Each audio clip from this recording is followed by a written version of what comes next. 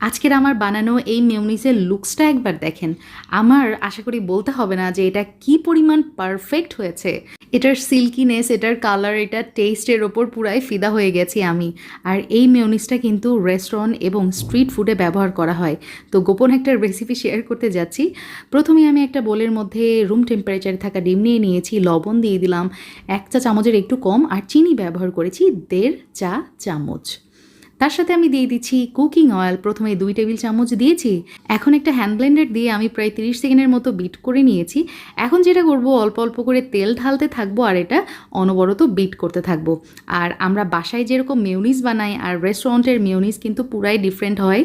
ওরা যেটা করে, এই মেয়োনিজটা কিন্তু সংরক্ষণ করে না, যেই দিন বানায় সেই দিনই কিন্তু বিক্রি করে ফেলে বা ইউজ করে ফেলে। তো যাই হোক, এই মেয়োনিজটা তৈরি করতে সব মিলিয়ে আমার 1 কাপের মতো তেল লেগেছে। আর এটা যদি আমরা বাসায় বানিয়ে ফ্রিজে রাখি সেক্ষেত্রে 1 থেকে 2 দিন মতো ভালো থাকবে।